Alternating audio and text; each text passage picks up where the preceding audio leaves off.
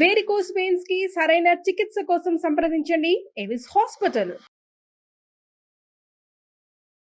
నమస్తే రమగారు. నమస్తే జయ. రమగారు, ఏదైనా మంచి కథ చెప్తారా? ఒక ఊళ్ళో ఒక గోపయ్య అని ఒక కుర్రాడు ఉన్నాడు.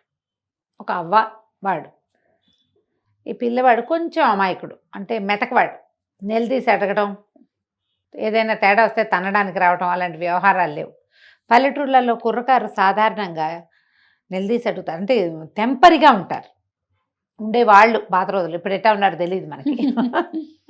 ఏదైనా తేడా వస్తే నువ్వు నిన్న అట్లానో ఇవాళ ఇట్లా అంటున్నావు, అదేంటిదే, అలా మాట్లాడగలరు. నిలబడతారు వాళ్ళ కోసం వాళ్ళు. వీడికి అంత నిలబడ్డాను రాదు, స్టాండ్ తీసుకోవడం రాదు, కొంచెం మెతకవాడనమాట. అవతల వాళ్ళు గద్ది ఇచ్చారనుకో ఏమో లేని ఊరుకుంటాడు బిక్కమొహం వేసుకుని. అవ్వకి జాలిగా ఉండేది, అయ్యో వీడు రేపొద్దున ఎట్లా బతుకుతాడు అమ్మ నాన్న లేనివాడు అని జాలిగా పిల్లవాడిని కాపాడేది. అయితే ఏమైంది, ఆవిడకి అంత్యకాలం సమీపించేసరికి ఆవిడ ఏమందంటే, ఒరే నాయన, ఎప్పటి నుంచో మీ నాన్న పోకముందు నుంచి కడుపు కట్టుకుని కూడబెట్టాను, అటక మీద జాడీలో 5,000 రూపాయలు ఉన్నాయి. ఈ ఊళ్ళో నువ్వు బతకలేవు, నీ మెతకతనం వీళ్ళందరికీ తెలుసు, నిన్ను బతకనీరు, డబ్బులు లాగేస్తారు, పక్కనున్న పట్టణానికి వెళ్ళిపో. నువ్వు చక్కగా గేదెలని పోషణ అది బాగా చేయగలవు, మనకు పద్ధతి కూడా ఉంది. ఓ 10 గేదెలు కొనుక్కొని హాయిగా పాల వ్యాపారం పెట్టుకో, చక్కగా వ్యాపారం బాగుంటుంది. కొత్త చోటు కాబట్టి నీ మెతకతనం అంత తొందరగా బయటపడదు, ఆ వాటికి నువ్వు స్థిరపడిపోతావు. అదేలే, ఎవరన్నా చుట్టుపక్కల ఇళ్ళ వాళ్ళతో మాట మంచితనంగా ఉన్నావంటే వాళ్ళు నీకు సపోర్ట్ చేస్తారు అని చెప్పింది. పిల్లవాడు ఈ గోపాయి కూడా సరేనన్నాడు. కొద్ది రోజులు గడిచాక ఎప్పుడో అవ్వ నిద్దట్లోనే వెళ్ళిపోయింది. పిల్లాడు 4 చూసుకున్నాడు, చుట్టుపక్కల వాళ్ళందరూ చేరారు. మరి ఒంటరి పిల్లాడు కదా, సరే ఆవిడని సాగనంపారు. చుట్టాల పక్కల ఎవరో వచ్చి 10 రోజులు ఉండి వీడికి ఏదో కాచిపోసారు, అయిపోయింది. అంతా అయ్యాక పిల్లాడు ఏం చేశాడు, ఒకరోజు అటకెక్కి చూస్తే జాడీలో 5,000 రూపాయలు ఉన్నాయి. సరే అవ్వ చెప్పిన మాట నిజమేను, మెల్లిగా ఈ ఊళ్ళో నుంచి కదులుదాము అని చెప్పి ఏమనుకున్నాడు, ముందు పక్క ఊరు వెళ్ళటం, గేదెలు కొనుక్కోవటం అవన్నీ ఆలోచించుకున్నాడు. ఈ ఊళ్ళో ఒక శెట్టిగారు ఉన్నారు, ఆయన మహా గట్టివాడు, కొంచెం పీనాసివాడు అన్న పేరు కూడా ఉంది. అవ్వ ఎప్పుడైనా ఆయన దగ్గరికి చేబదులకు వెళ్ళటం, తర్వాత ఏమో ఏదైనా దాచిపెట్టాలంటే ఊరు వెళ్తున్నాను, ఇగో ఈ డబ్బులు నీ దగ్గర ఉంచుకొని ఈయన దగ్గర ఏదైనా బంగారపు వస్తువు దాపెట్టడం వాడికి తెలుసు. చిన్న చితగా వెండి బంగారం ఉన్నాయి వీళ్ళ దగ్గర, అవన్నీ ఆస్తి కింద ఉంటాయి కదా. అదే సరే ఈ అబ్బాయి ఏం చేశాడు, పట్నం వెళ్ళి ముందు ఒక ఇల్లు చూసుకోవాలి, ఏదైనా ఖాళీ స్థలం కావాలి, గొడ్లు పెట్టాలంటే ఖాళీ స్థలము గొడ్ల సావిడి కావాలిగా. అందుకని ఏమనుకున్నాడు, శెట్టిగారి దగ్గరికి 5,000 చేత్తో పుచ్చుకొచ్చాడు, చిన్న మూటలా కట్టి పట్టుకొచ్చి, ఏమంటే శెట్టిగారు, నేను పక్కనున్న రామాపురం పెద్దపట్నానికి వెళ్తున్నాను, మరి ఇల్లు అది చూసుకుంటా, అక్కడ గొడ్లు పెట్టుకోమంది మా నాయనమ్మ, అవ్వ అక్కడ చెప్పింది, నేను అక్కడన్నీ ఇల్లు అక్కలు ఏర్పాటు చేసుకుని ఎవరన్నా మారుబేరగాళ్ళని వాళ్ళని చూసుకుని వస్తా, ఈ 5,000 మీ దగ్గర పెట్టండి కాస్త అని చెప్పి సరిగ్గా అదే సమయానికి ఆ శెట్టిగారి ఇంట్లో ఏమైంది, శెట్టిగారి భార్య వాళ్ళ మా అమ్మ ఇక్కడికి రాబోతోంది. ఆవిడ రామేశ్వరం ప్రయాణం అయింది, వాళ్ళ అమ్మ శెట్టిగారి అత్తగారు. దారేపోతూ వీళ్ళ ఊరు దారిలో ఉంది, వచ్చి ఇక్కడ ఒక రోజు ఉండి కూతురు దగ్గర ఆ పైన యాత్రలకి వెళ్తుంది. మా అమ్మ రాకరాకొస్తోంది, 3 ఏళ్ళయింది వచ్చి, ఒక చీర కొనుక్కురండి మా అమ్మకి అంటుంటే ఈయన అంటాడు, ఆ దారిపోయే వాళ్ళందరికీ దారిని పోతూ వస్తుంటే ఆవిడ ఒక చీరలు ఎక్కడ పెడతాం, చీరలో సార్లో నేను పెట్టను అన్నాడు. ఆవిడ, మా అమ్మ దారిపోయేది ఎందుకైంది, మా అమ్మ కదా, పెళ్ళై 10 ఏళ్ళు అయితే ఎన్నిసార్లు జరిపింది, మనకి పండగ పబ్బాలు జరిపింది, 3 సార్లు బట్టలు పెట్టింది, రాక ఈ ఊరు వచ్చి ఒక నిద్ర చేస్తే చీరన్నా పెట్టదు పెద్దదానికి, అంతేగా అని పెళ్ళామంటోంది.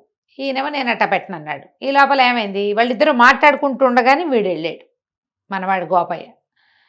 ఈ వాక్యాలు చెప్పడానికి లోపలే ఏమైంది, ఈ పెళ్ళామేమో ఈవిడ సణుగుతుంటే ఏమన్నాడు, ఆ తర్వాత చీరల సంగతి పొయ్యి మీద కూర మాడుతోంది, పోయి చూసుకో అని కేకేశాడు. ఈ అబ్బాయి అక్కడే ఉన్నాడు, పొయ్యి మీద కూర మాడేటప్పుడు. ఆవిడ లోపలికి వెళ్ళింది, పొయ్యి మీద కూర ఏదో సవరించింది. ఈ లోపల ఈ గోపయ్య ఆవిడ లోపలికి వెళ్ళిన సందర్భంలో 5,000 రూపాయల వాక్యాలు ఈయనకి చెప్పి 5,000 ఈయన చేతిలో పెట్టాడు. ఓకే, చేతిలో పెట్టేసరికల్లా ఈయన ఏం చేశాడు, అటగేలే ఏముంది, దిక్కులేని వాళ్ళకి ఏదో ఒక సహాయం చేయాలి, మీ అవ్వలేదు, పేద సాదాకి సాయం చేయడానికే కదా మనిషి అన్నవాడు ఉండేది అన్నాడు. అనేసరికి లోపల పెళ్ళాం, ఇట్లా దిక్కుమాల వాళ్ళందరికీ సహాయం చేస్తాడు, సొంత అత్తగారు పెద్దది రామేశ్వరం యాత్రలకు వెళ్తూ మన ఇంటికి వస్తే ఓ చీర పెట్టడానికి ఏడుస్తాడు చచ్చినాడు అని తిట్టుకుంటూ ఏం చేసింది, కింద నుంచి ఒక కొండ ఏదో ఎత్తి పైన పెడుతోంది. ఎప్పుడైతే ఆవిడకి ఊహ వచ్చిందో ఆ కొండ ఎత్తి గోడకేసి కొట్టేసరికల్లా ఆ ఈ శెట్టి గారిది ఆ వంట చేసుకునేటిది ఒక పాక ఈ గోడకి నిండా నీళ్లు నా కుండ తగిలేసరికల్లా అది ఇలా వజవజలాడినట్టు కదిలిపోయింది. ఆ గోడ నానుకుని వాకిలి నడవా ఉంది. ఎప్పుడైతే ఈ గోడ కదిలిందో కుర్రాడు కంగారు పడి, గోపాయి ఏంటండి భూకంపం వచ్చినట్టు అదిరిపోతుంది, ఇట్లా అదిరిపోతుంది ఏంటండి అన్నాడు. అనగానే శెట్టిగారు చెప్పాడు, ఆ భూకంపాలు వస్తున్నాయో ఇవాళ రేపు ఈ పూట భూకంపం వచ్చింది అన్నాడు. కుర్రాడు ఏం గుర్తు పెట్టుకున్నాడు, భూకంపం వచ్చిన రోజు శెట్టి గారికి డబ్బు ఇచ్చానని పెట్టుకున్నాడు. సరే వెళ్ళొస్తానండి అంటే క్షేమంగా వెళ్ళి లాభంగారా, మెల్లిగా నిదానంగా చూసుకునిరా, 4 చూసుకున్నాకరా, నీ డబ్బులు ఎక్కడికి బావు నేను ఇస్తానన్నాడు అనేసి పంపించేసాడు. ఈ గోపయ్య పక్కనున్న పట్టణానికి వెళ్ళాడు. వెళ్ళి ఓ ఇల్లు వాకిళ్ళు వెతికాడు, అద్దెకి ఇవ్వబడను అని చెప్పిన అన్ని ఇళ్ళు చూడగా ఏవి కుదరల. బాగా చీకటి పడే వేళకి చుట్టాలింటికి పోయి పడుకున్నాడు. 3, 4, 5, 6 రోజులు తిరిగాడు. తిరగగా ఒకరోజు ఊరికి పెడగా ఉన్న ఒక ఇండిపెండెంట్ ఇల్లు ఈ అబ్బాయికి కనపడింది. కొంచెం పెడగా ఉంది, దాని పక్కన పెద్ద ఖాళీ స్థలం కూడా ఉంది.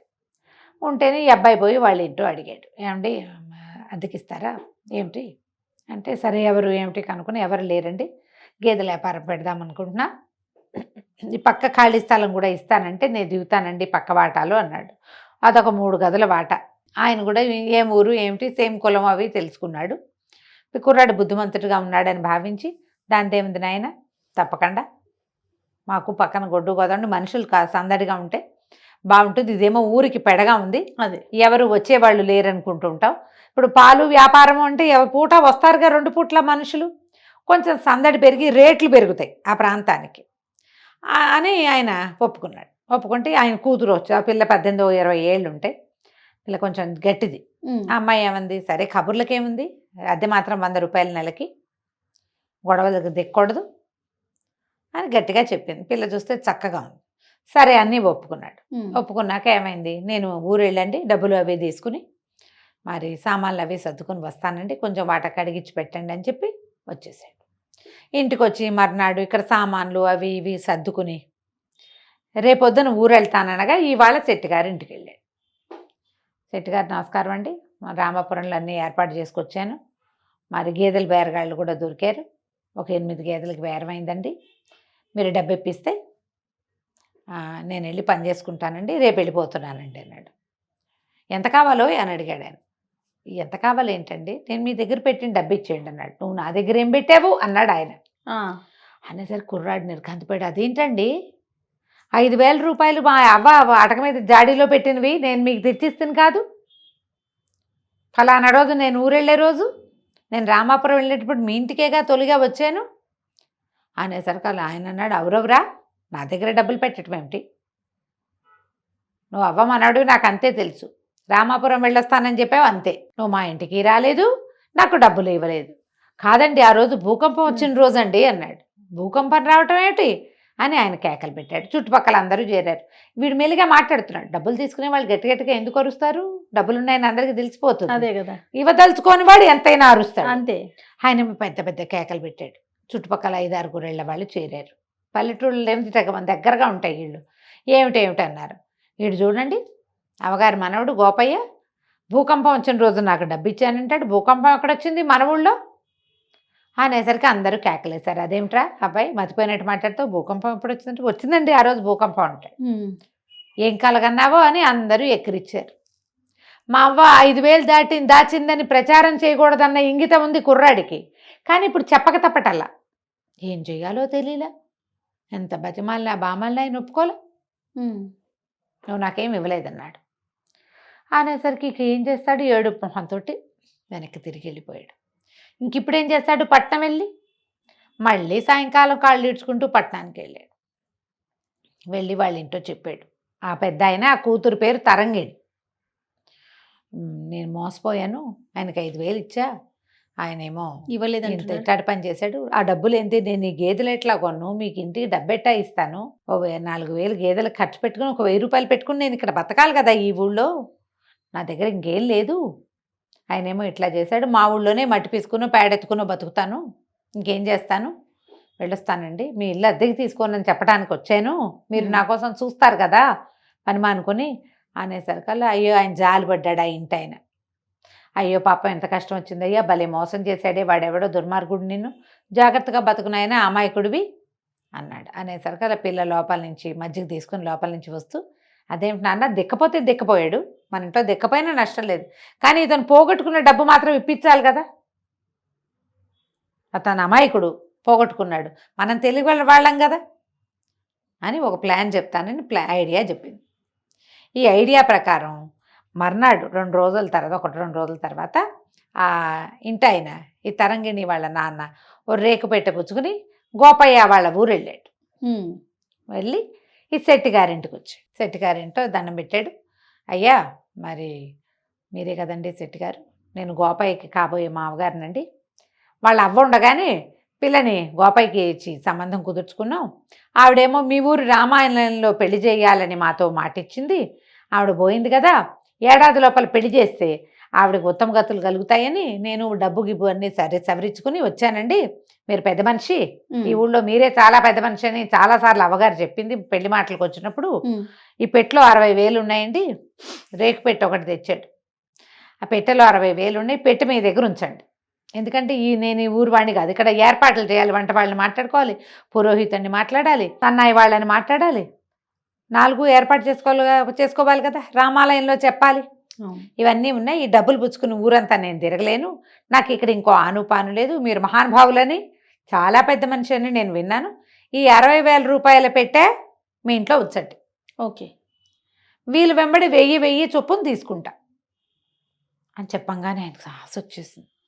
ఇంతకుముందు అప్పనంగా 5,000 నొక్కేశాడు, 60,000 పిచ్చి గోపయ్య వాడి వల్లే మళ్ళీ డబ్బులు వస్తున్నాయి అనుకొని సరేనని అన్నాడు. సరేనని ఏమేవ్ పెద్ద మనిషికి మజ్జిగ పట్టరా అంటే వాళ్ళ ఆవిడ మజ్జిగ చిప్పుకుంటోంది. ఈ లోపల ఏమైంది, చటుక్కున గోపయ్య వచ్చాడు.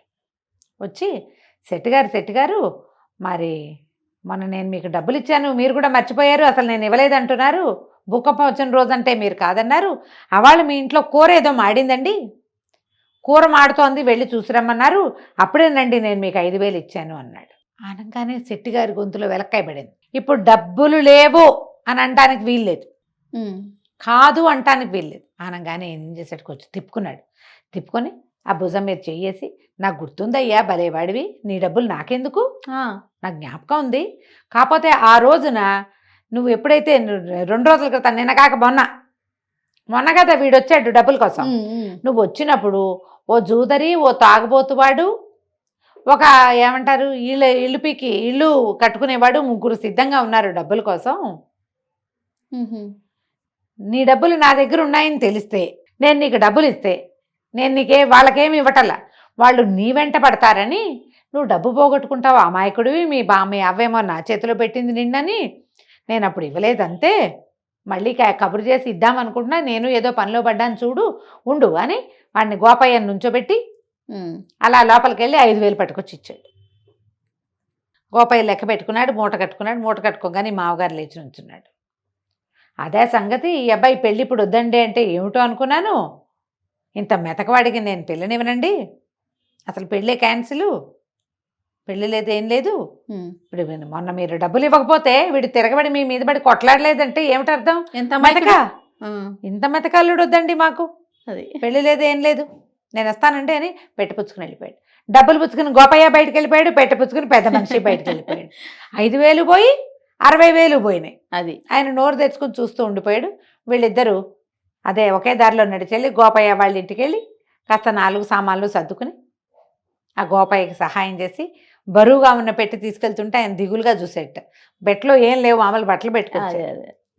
పట్నం వెళ్ళిపోయారు. పట్నం వెళ్ళాక సరే ఆయన చాలా సంతోషించాడు గోపయ్య, మీ వల్ల నేను డబ్బులు తీసుకోగలిగాను, నాకు ఆ తెలివితేటలు లేవు, అన్యాయం అయిపోయేవాడిని అని చెప్పి ఆ గేదెలు అవి ఏర్పరచుకున్నాడు. ఆయన అన్నాడు, దానిదేముంది నాయన, మెతక వాళ్ళకి ఎప్పుడు పక్కన తెలివైన వాళ్ళు ఉండాలి, మెతకవాడు మెతకగా ఉండటంతో పాటుగా పక్కవాడి తెలివితేటలు ఒప్పుకోవాలి, నువ్వు ఒప్పుకున్నావు కాబట్టి ఈ పని అయింది, అంతేగా, మీకెందుకు అనలా నువ్వు అంటే రాకపోను, అలాగే నువ్వు జీవితాంతం మా సలహా సంప్రదింపు వింటానంటే లక్షణంగా మా పిల్లని పెళ్లి చేసుకో, గేదెల వ్యాపారం పెట్టు, మా అమ్మాయి పై ఎత్తున అన్నీ చూసుకుంటుంది. పని నువ్వు చేయి, పై ఎత్తున పాప చూసుకుంటుంది.